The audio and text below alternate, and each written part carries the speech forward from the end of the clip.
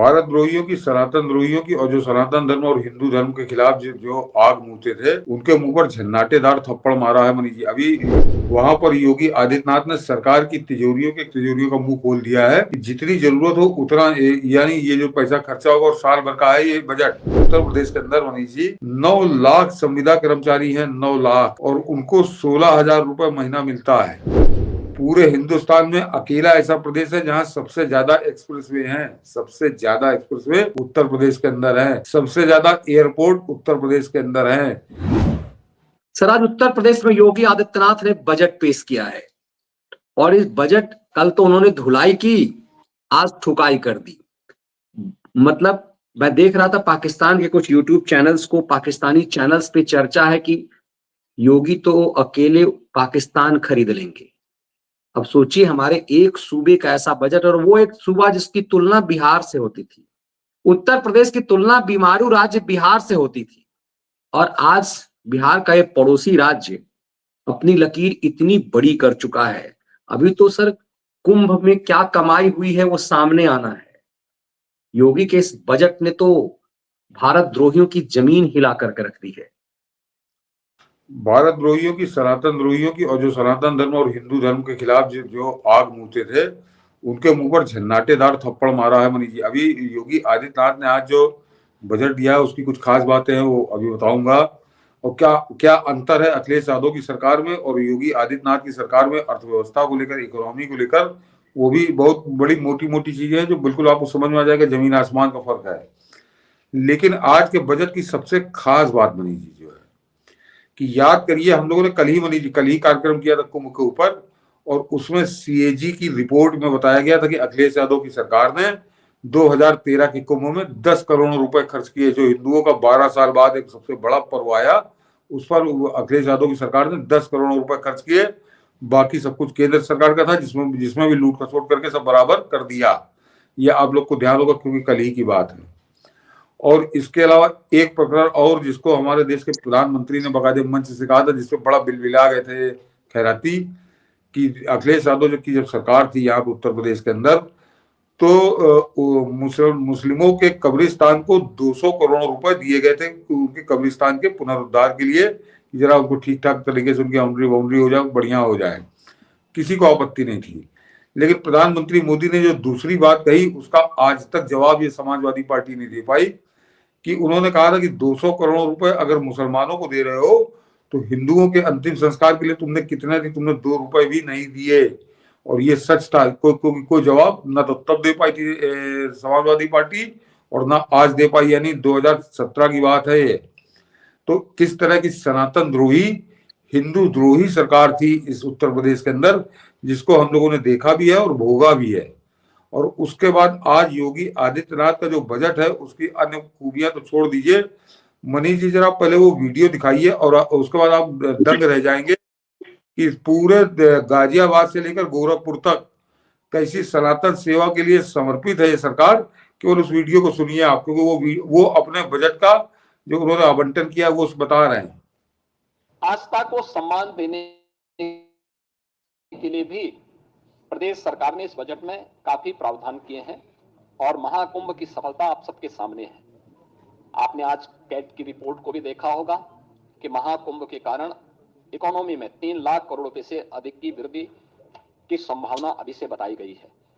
और मुझे बताते हुए प्रसन्नता है, इस आयोजन को आगे बढ़ाने के साथ साथ अयोध्या क्षेत्र के पर्यटन विकास के लिए 150 करोड़ रुपए, मथुरा वृंदावन के विकास के लिए 100 करोड़ रुपए की अतिरिक्त व्यवस्था का प्रावधान किया गया है।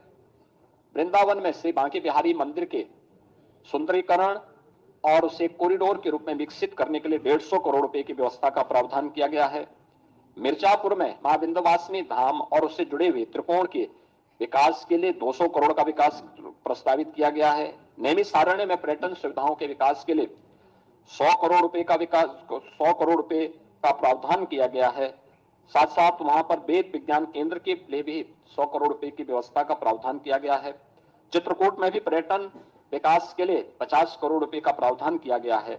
ये सभी कार्यक्रम हम लोगों ने इसके साथ जोड़े हैं, और मुझे बताते हुए प्रसन्नता है कि आदरणीय प्रधानमंत्री जी के मार्गदर्शन में, उनके नेतृत्व में, ये डबल इंजन की सरकार 5T पर जो 5T का मंत्र प्रधानमंत्री मोदी जी का है, trade, tourism, technology, addition and talent, वो मंत्र मान करके उत्तर प्रदेश आज अपनी लेबर फोर्स को इकोनॉमिक फोर्स के रूप में आगे बढ़ाने की दिशा में तेजी के साथ कदम बढ़ाया है।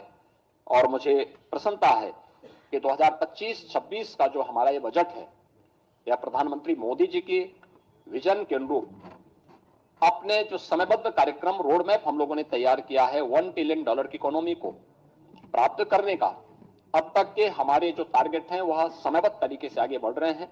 और मुझे पूरा विश्वास है कि 2025-26 में हमारे वित्त मंत्री श्री सुरेश कुमार खन्ना जी के द्वारा आज जो बजट भाषण प्रस्तुत किया गया है सदन के पटल पर, यह उसे समयबद्ध तरीके से अचीव करने में सफल होगा। अद्भुत। सुना होगा मनीष जी, मतलब कोई धर्म का कोई स्थान जो है जहां पे हमको कुंभ में 10 करोड़ खर्चा हो रहा था, तो बाकी के 98 नहीं खर्चा करता था अखिलेश यादव, वहां पर योगी आदित्यनाथ ने सरकार की तिजोरियों के खोल दिए, पूरी तिजोरियों का मुंह खोल दिया है कि जितनी जरूरत हो उतना, यानी ये जो पैसा खर्चा होगा, और साल भर का है ये बजट, कि आप आज जितने हमारे धर्म स्थान है उत्तर प्रदेश के अंदर वो चमकेंगे, दमकेंगे, और आपको वहां जाने में अच्छा लगेगा, गर्व महसूस होगा कि हाँ ये हमारे प्राचीन धर्म स्थल है जहाँ पर करोड़ों हिंदू आते हैं। तो ये योगी आदित्यनाथ के आज के बजट की सबसे खास बात थी मनीष जी, सबसे खास बात मैंने मानता हूँ।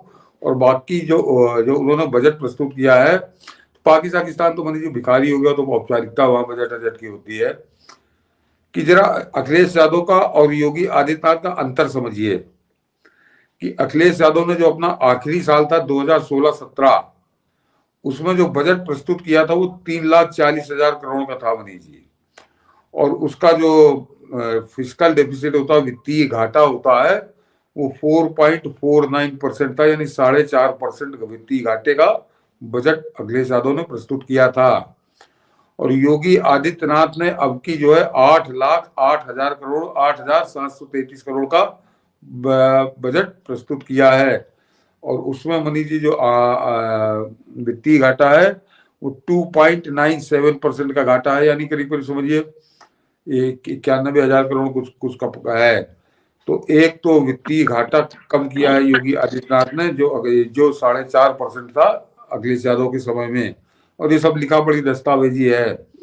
लेकिन इसके अलावा जो सबसे ज्यादा रोया करते हैं, 92,000 नौकरियां केवल इस बजटी साल में दी जाएंगी, यानी मार्च 2024 से 25 से मार्च 2026 तक 92,000 नौकरी। अखिलेश यादव के 5 साल में 92,000 नौकरियां उत्तर प्रदेश को नहीं दी गई थी, इस बात को जरा याद रखिए।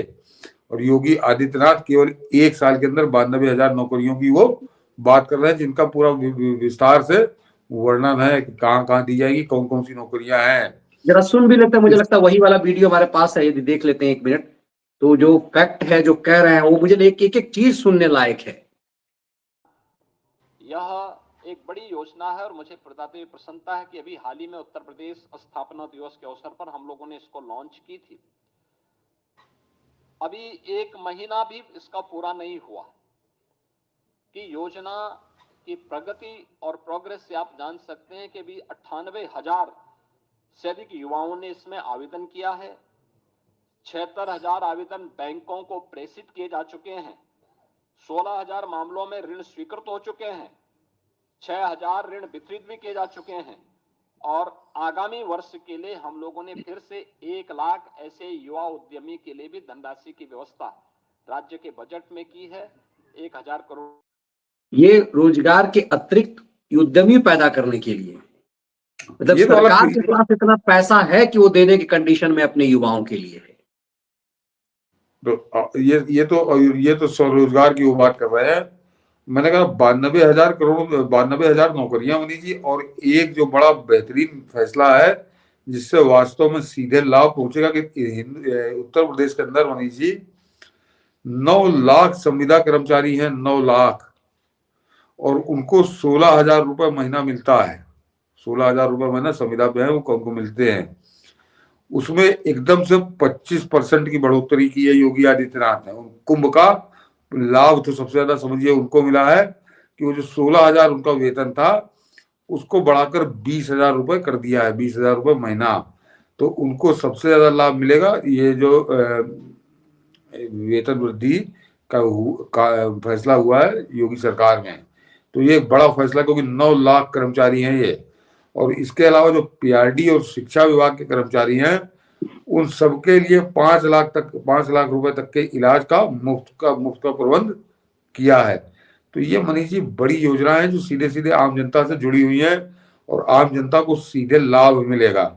ये अखिलेश यादव ने कृषि के कि किसानों को कुछ नहीं, किसानों को जीरो पर, ये लोग रटे रटाए डायलॉग बोलते हैं